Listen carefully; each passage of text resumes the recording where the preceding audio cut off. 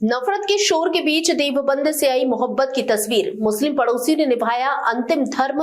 जहां एक और पड़ोसी मुल्क बांग्लादेश से आ रही हिंसा की खबरों ने मन को व्यथित कर रखा है, वहीं उत्तर प्रदेश के देवबंद से सांप्रदायिक सौहार्द की एक ऐसी मिसाल सामने आई है जिसने सबका दिल जीत लिया है।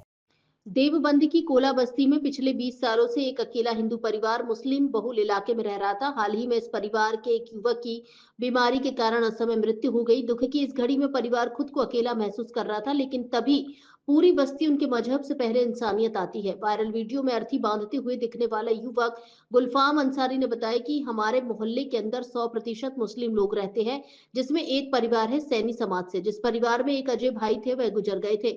यह परिवार पिछले 20 सालों से हमारे मोहल्ले में रह रहा है। उनके गुजरने के बाद जो व्यवस्था कराई वह सब हमने ही कराई, और जो वह वीडियो वायरल हो रही है आरती बांधने की, उसमें मैं और मेरा दोस्त ही अर्थी बांधते नजर आ रहे हैं। हमने तो हिंदू धर्म का रीति रिवाज पता नहीं था, तो हमने उनसे पूछ पूछ कर रीति रिवाज करते रहे। हमें तो यह भी नहीं पता था कि 3 दिन तक उनके घर में खाना भी नहीं बनेगा।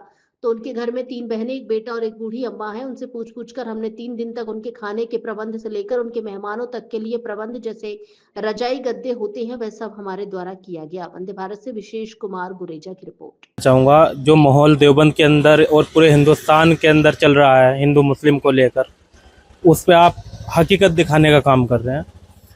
ये ऐसा हुआ था, ये हमारा महल्ला है जिसमें 100% मुस्लिम रहते हैं, लेकिन इसमें एक परिवार है सैनी समाज से जिनका नाम अजय भाई था, वो गुजर गए थे।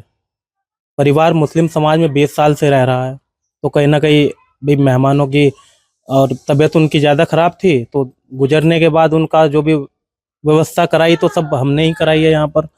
और वो जो वीडियो वायरल हो रही है अर्थी बांधने की, उसमें मैं और मेरे दोस्त ही अर्थी बांध रहे हैं। एक बुजुर्ग थे, उन अजय भाई के मेहमान थे जो, वो भी हमारे साथ लगे हुए हैं। हमें पता तो नहीं था कि भाई क्या विधि के विधान होते हैं, क्या प्रक्रिया होती है, लेकिन हमने पूछ पूछ के कराया। 3 दिन हमें पता लगा कि भाई 3 दिन तक इनके घर में खाना नहीं बन पाएगा, तो 3 दिन तक हमारे मुस्लिम भाइयों ने हमने मिलके वहाँ पर खाना, रिजाई, गद्दे, मेहमानों के लिए हर व्यवस्था कराने का काम किया।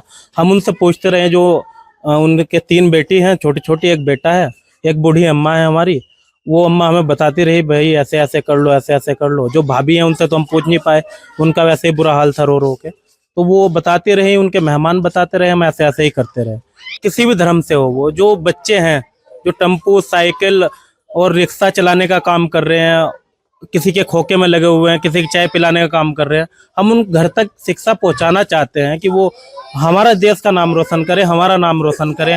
और हमने एक नशे के खिलाफ अभियान चलाया हुआ था, जिसमें देवबंद प्रशासन ने हमारा इतना साथ दिया है कि हमारे मोहल्ले से, जो पूरे देवबंद में सबसे बदनाम नशे को लेकर हो गया था, आज यहाँ पर 100% सफाया नशे का हो चुका है। और पढ़ाई को लेकर भी हम चाह रहे हैं कि हर बच्चा हर घर तक पढ़ाई जाने का काम हो। और यहाँ विकास की बात रही तो मैं धन्यवाद करना चाहूँगा देवबंद चेयरमैन विपिन गर्ग जी का। उन्होंने हमारे वार्ड में बहुत काम दिया। 2.5 साल के अंदर कुछ ही ऐसे सड़कें रह गई होंगी हमारे यहाँ जो बनने से रह रही हैं, बाकी 80% काम हमारे वार्ड में चेयरमैन साहब दे चुके हैं।